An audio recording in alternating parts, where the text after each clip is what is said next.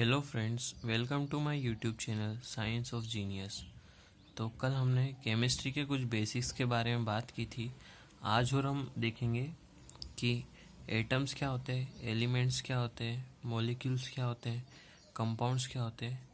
तो हम स्टार्ट करते हैं। एटम क्या होते हैं? Atom, if we dividing matter, a stage will come when particles obtained further cannot be divided। Means कल हमने बात करी थी कि मेटर्स क्या होते हैं। मेटर वो मतलब इस यूनिवर्स में सारी चीज़ों को साइंटिस्ट ने मेटर कहा है। तो हम मेटर को अगर डिवाइड करेंगे तो इतना डिवाइड कर देंगे कि एक स्टेज ऐसी आएगी कि उसके बाद अब वो डिवाइड हो ही नहीं सकता है। तो उस स्टेज को नाम क्या दिया है? एटम। सबसे छोटी यूनिट को मेटर की हम एटम कहेंगे। ये किसने बताया था? ग्रीक फिलोसोफर्स ने, डेमोक्रिटस एंड ल्यूसिपस ने। Then atoms are smaller than anything that we can imagine और कंपेयर विथ। एटम्स वो इतने स्मॉल होते हैं कि हम किसी भी चीज़ को इमेजिन करते हैं, कंपेयर करते हैं, बस उनसे भी वो छोटे होते हैं। और जो हाइड्रोजन होता है एटम, उसकी साइज़ होती है 10⁻⁻10 मीटर। मीन्स इतना छोटा होता है कि उसकी पावर नेगेटिव होती है और वो भी -10। देन हम एग्जांपल लेते हैं कार्बन। कार्बन का एटॉमिक नंबर होता है 6 और उसका मास होता है 12। एटॉमिक मास एटॉमिक नंबर के दुगना होता है और उसका इलेक्ट्रिक कॉन्फ़िगरेशन होगा 2 और 4। इलेक्ट्रॉन का डिस्ट्रीब्यूशन कैसे होता है? ऑर्बिटल्स में 2, 8, 18, 32 ऐसे उसका डिस्ट्रीब्यूशन होता है।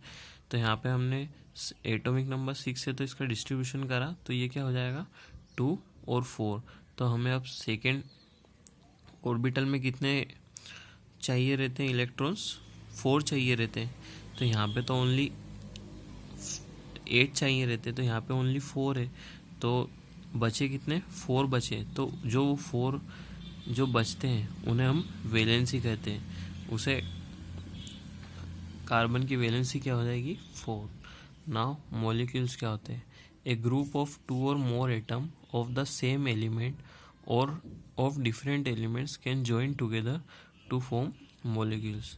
मीन्स जो एलिमेंट्स होते हैं उनको हम टुगेदर ज्वाइन कर देते हैं, या वो सेम एलिमेंट हो या डिफरेंट हो, उन्हें जब हम ज्वाइन कर देते हैं तो वो मॉलिक्यूल्स बन जाते हैं।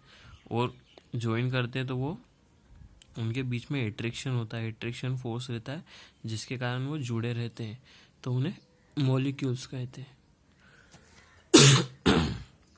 देन हम बात करेंगे एलिमेंट्स क्या होते हैं। When same type of atoms can are combine to form elements. जब सेम टाइप्स के एटम कंबाइन होते हैं तो एलिमेंट्स बनते हैं। नाउ कंपाउंड्स क्या होते हैं? Atoms of different elements join together in definite proportion. Elements देखा हमने, सेम टाइप ऑफ एटम्स, और कंपाउंड्स होते हैं atom of different elements. Means वो एटम जो डिफरेंट एलिमेंट्स के हों और उन्हें साथ में जोड़ा जाए इन डेफिनाइट प्रोपोर्शन, तो वो कंपाउंड्स कहलाते हैं। एग्जाम्पल लेते हैं हम सबसे पहले वाटर का। वाटर का फॉर्मूला क्या होता है? H2O, 2 हाइड्रोजन और 1 ऑक्सीजन। ये क्या हुआ? एक डेफिनाइट प्रोपोर्शन है उसका कि 2 ही हाइड्रोजन मिलेंगे और 1 ऑक्सीजन मिलेगा। इन दोनों को जब हम मिक्स करेंगे तो वाटर बनेगा और ये इसे हम कंपाउंड कहते हैं। नाउ आयंस क्या होते हैं? Compound composed of metals and non-metals contain charge species known as ions।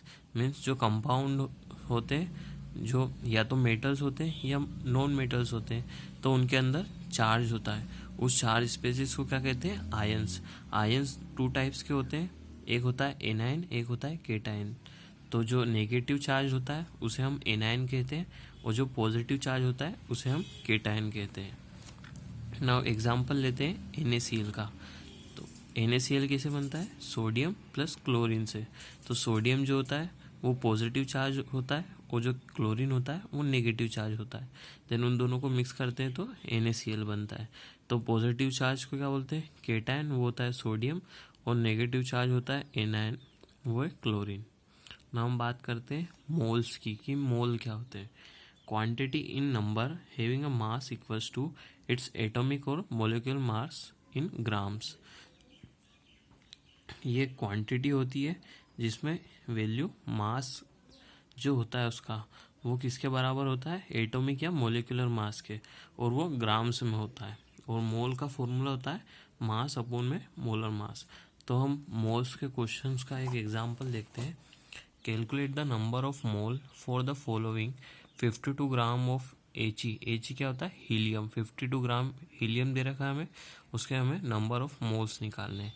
तो नंबर ऑफ मोल्स को हम क्या लिखते हैं, स्मॉल एन से डिनोट करते हैं। देन गिवन मास हमें दे ही रखा है, मास को हमने स्मॉल एम से डिनोट किया है, वो है 52।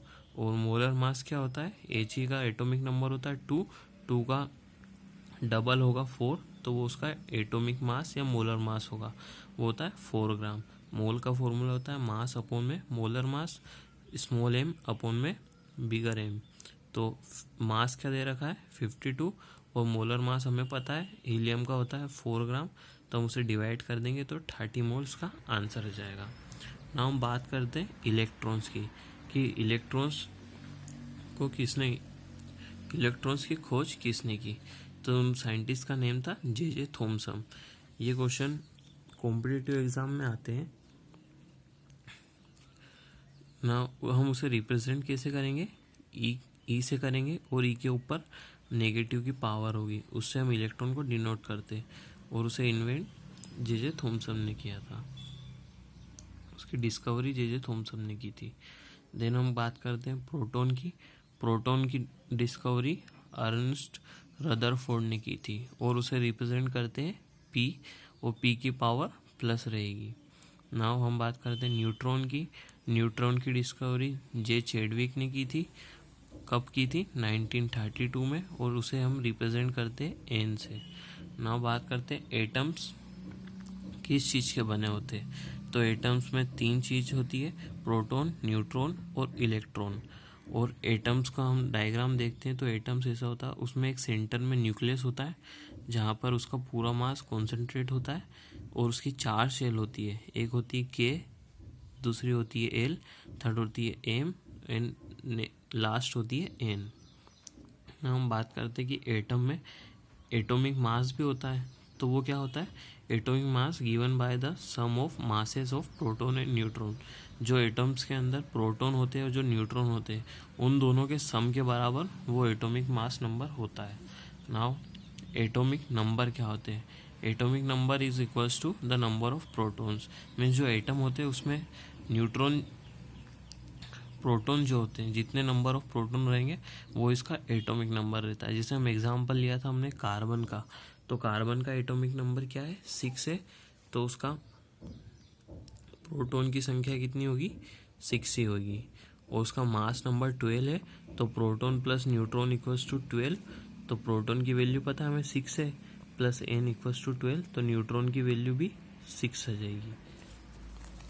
वो क्या हो जाएगा। देन हम बात करते हैं वैलेंसी की, वैलेंसी क्या होती है और वैलेंस इलेक्ट्रॉन क्या होते हैं। The electron present in the outermost shell of an atom known as valence electron. Means ये जो शेल है इसकी, तो जो इलेक्ट्रॉन्स होते हैं जो इन शेल में पाए जाएंगे, जो जितने भी बाहर होंगे, उनको हम वैलेंस इलेक्ट्रॉन बोलते हैं।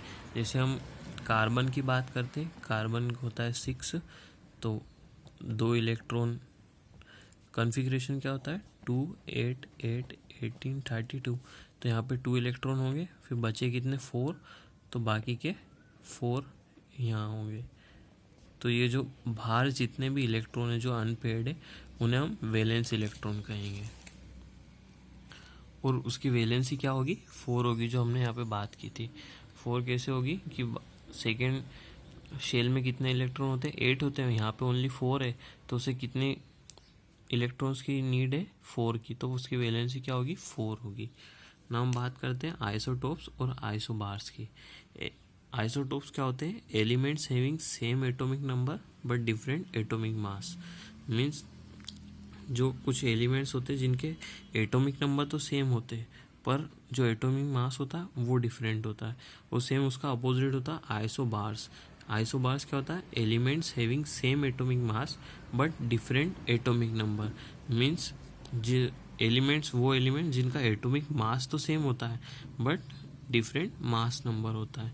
ये दोनों एक दूसरे के अपोजिट होते हैं। और अगर आपको इसको याद रखना है तो हम आइसोबार से याद रख लेंगे कि बार को हम यूँ मान लें कि भार क्या होता है? वेट बोलते हैं हम हिंदी में, वेट को भार भी बोलते हैं। तो हमें इतना याद रखना है कि सेम भार मतलब सेम वेट किसका होगा? आइसोबार्स का। तो आप इसे रिमेंबर कर सकते हैं। नाउ आज का वीडियो में सिर्फ इतना ही। नेक्स्ट वीडियो से हम 10th क्लास की केमिस्ट्री स्टार्ट करेंगे। Thanks for watching.